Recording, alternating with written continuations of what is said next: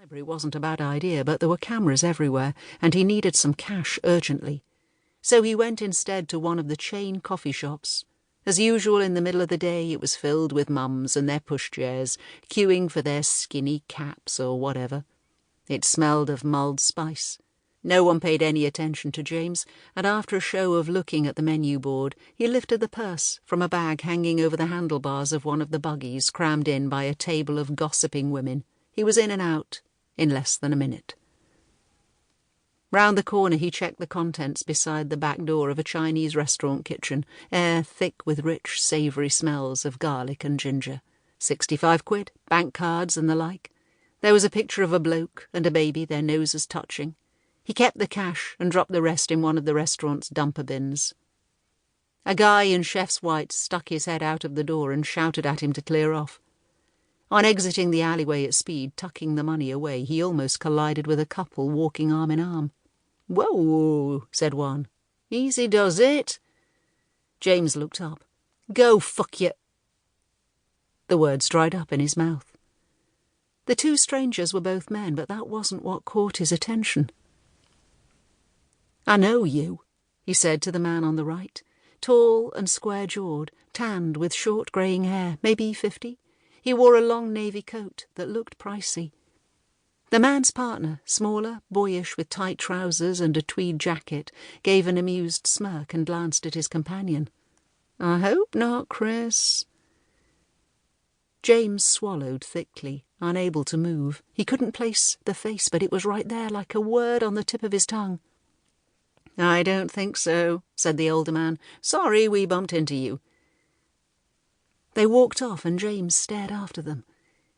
It was as they disappeared around a corner that his mind dug out the memory he was looking for. He remembered where he'd met the man before he even stopped to think why he followed. The cold of the January evening suddenly meant nothing at all. Every inch of James's skin was hot, the atoms of his body vibrating on a higher frequency. New possibilities opened up ahead. If the man was who he thought, this changed everything, and even as the hope fired him, doubt set it. It couldn't be him, could it?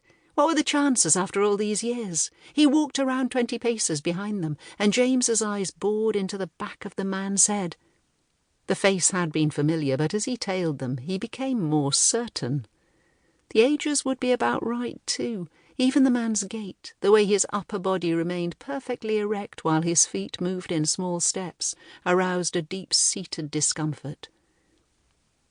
The men entered a restaurant on Deansgate, and James drifted past the front window, stationing himself beside a taxi rank.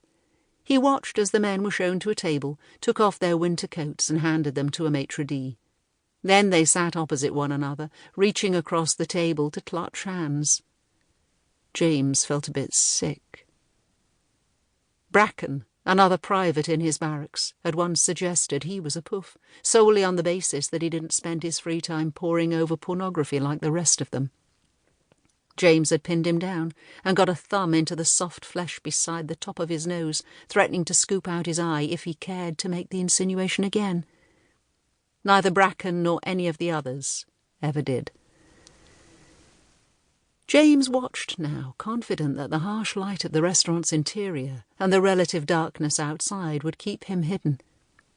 It was the guy, all right. Every mannerism rang true. Falling right into my lap.